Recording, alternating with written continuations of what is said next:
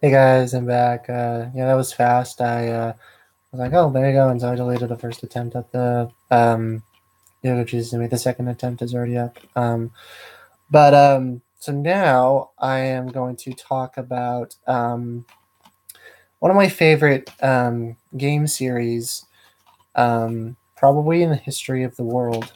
It's a game series that I will love until I die. It's also a game series that surprisingly has a lot of historical um, accuracy. Probably not all historically, not probably not all of it is historically accurate, but at least some of it is. And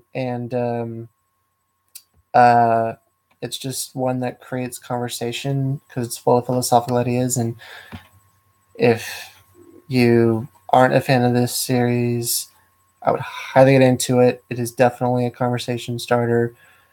If you already are into this series, shout out to those of you who are AC fans. That's right. I'm talking about Assassin's Creed, and the game that I'm holding up is Assassin's Creed Origins, the newest in the series as far as releases come, but as far as timeline goes, it's supposed to be before the series even begins, before the first one with Altair Ibn Ahad.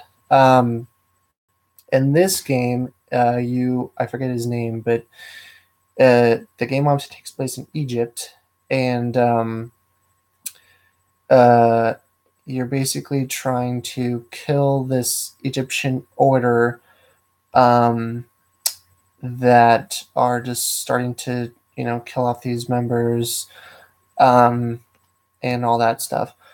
What's really interesting with this game is that when the trailer came out, I had one question. I'm like, okay, so I see the trailer, but I have one question. Where are the Templars? Because you know that in an Assassin's Creed game, there are Templars.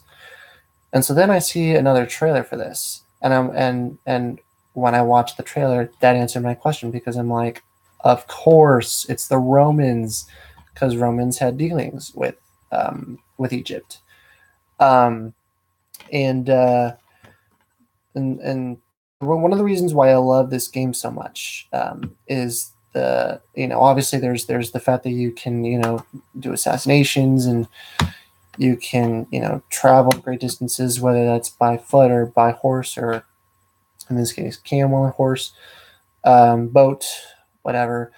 But it also has a lot of symbolism in the game, which I'm very interested in. It has a lot of different philosophical ideas.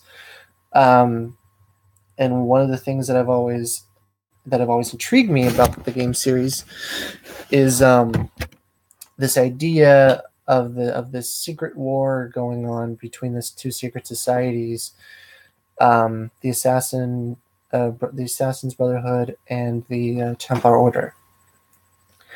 And what's really intriguing to me about it, and why I feel like, even though it's a game, why I feel like it's more than a game, is because um, the Assassins and the Templars, they both have the same goal um, in trying to achieve, which is peace. They ultimately want to have peace. But what I find so interesting is that they differ between how to go about that peace, to where they end up becoming sworn enemies and killing each other. Um, and what's interesting is the creeds that they both take are very, very intriguing. Um, the Templars is pretty much self-explanatory. May the Father of Understanding guide us, which is basically may God guide us. And then the Assassin's Brotherhood, which actually is biblical, I feel like. And obviously, um, at first glance, when you hear that the phrase that the assassins live by, you would immediately think that it's a cynical, self-defeating falsehood view to have. In, in fact, and I'm not saying this to downplay my mom. I totally love my mom with all of my heart and soul. But what's interesting is that I would make posts like that on Facebook in the past, and she would throw out Bible verses at me to say, this is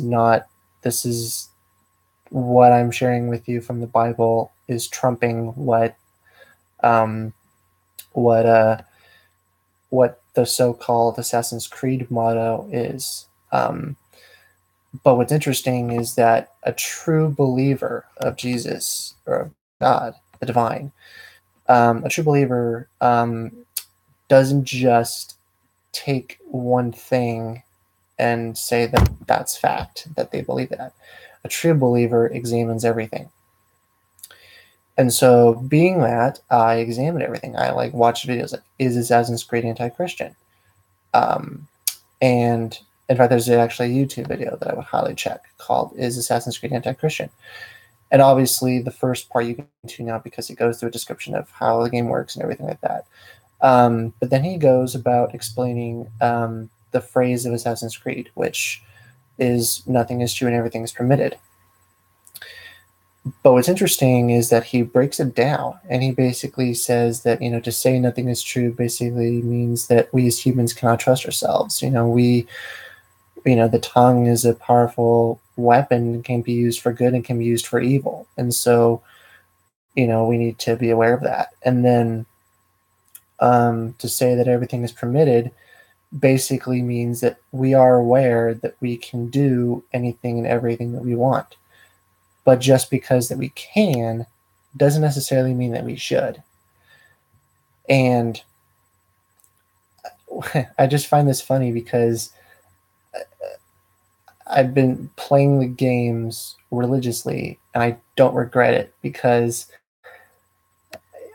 I just feel like I've gained so much knowledge from it. Not obviously I've gained more from, the Bible and all other stuff, but it is playing this game. And who knew that a game like Assassin's Creed would get people to talk about, the meaning of life and everything like that. But it's interesting because you kind of wonder, who is it in the games that has it right? Is it the Templars or is it the Assassins? And personally, and I may get people who disagree with this, but I think that it's both. I mean, I think that there are Templars who have it figured out, there are Assassins who have it figured out, and then there are Assassins who don't have it figured out, and there are Templars who don't. It's just one of those things where it's an ego thing, and it's just one of those things where it's like, you read books, you play video games and all that, and you take from it what serves you. Actually, I have I don't know how well you can see it, but right here, I have a Assassin's Creed tattoo. The hood part is the assassin symbol, and then the symbol in it is the Templar cross. And the reason why I have this tattoo is not only to symbolize my eternal love for Assassin's Creed, but it also is there to symbolize that there is no right or wrong side. There is only what serves you. And I feel like that there are beliefs that the Templars have that I agree with, and there are beliefs that Assassins are for that I believe. And actually, what's really interesting, and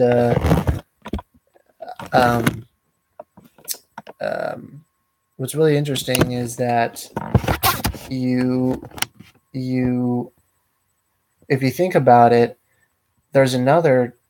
There are two other society groups that are actually just like the Assassins and the Templars, except instead of it being Assassins and Templars, they're the Jedi and the Sith.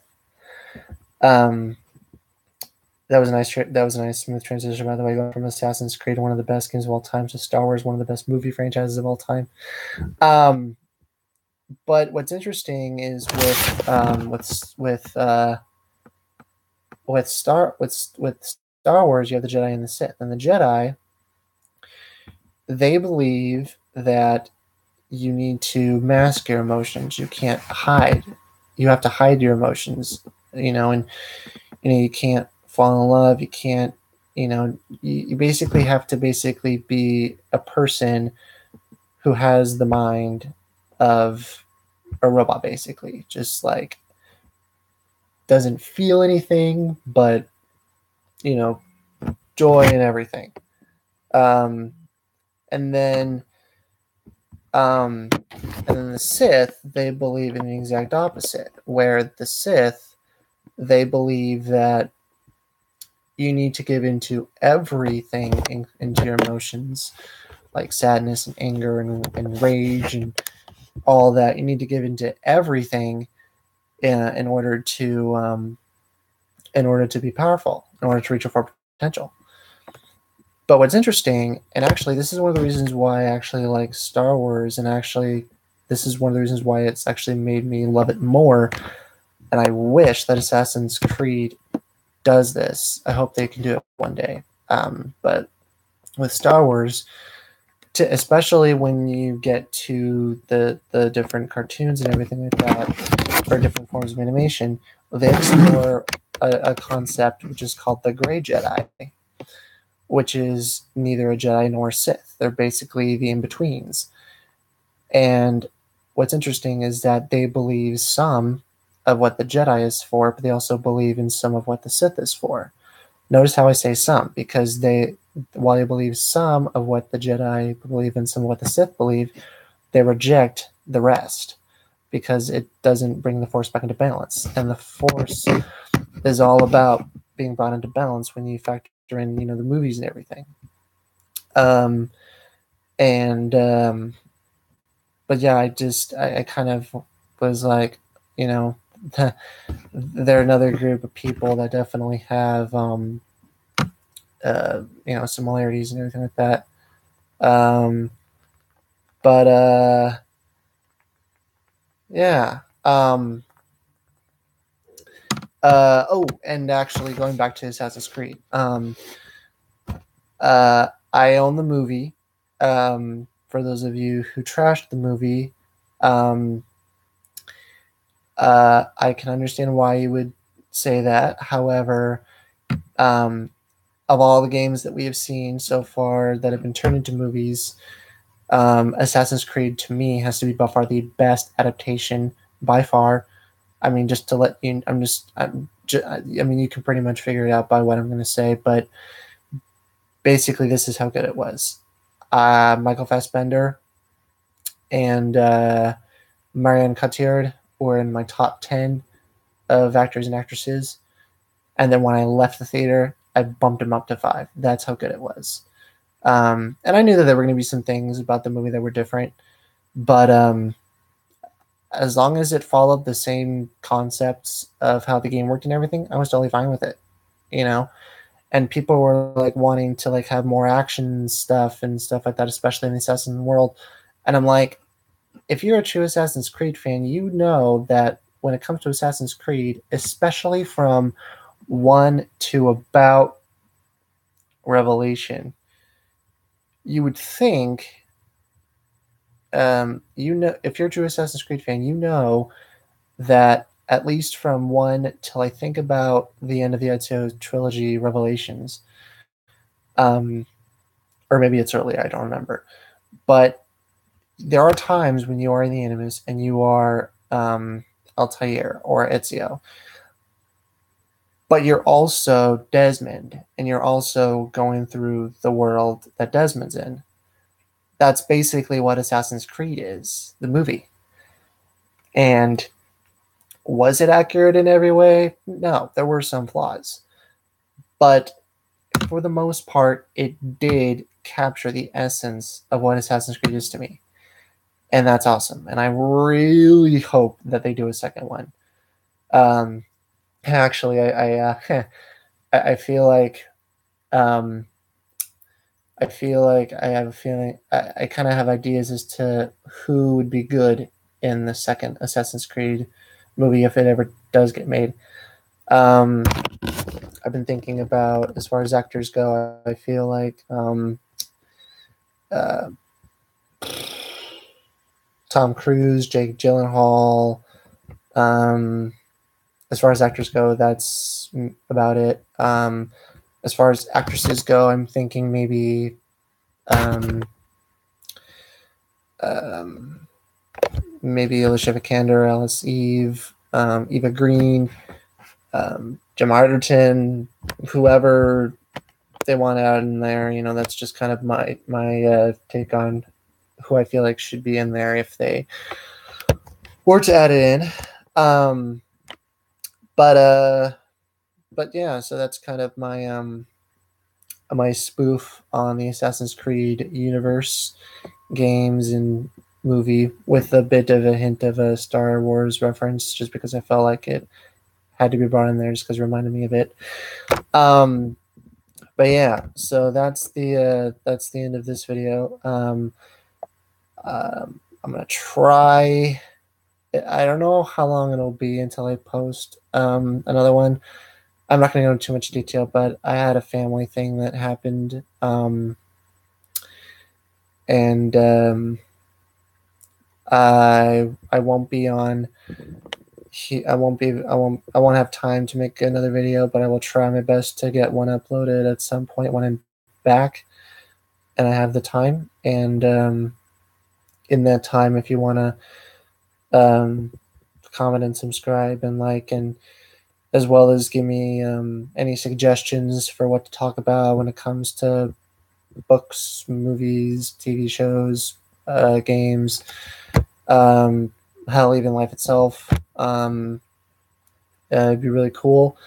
And I will see you guys later.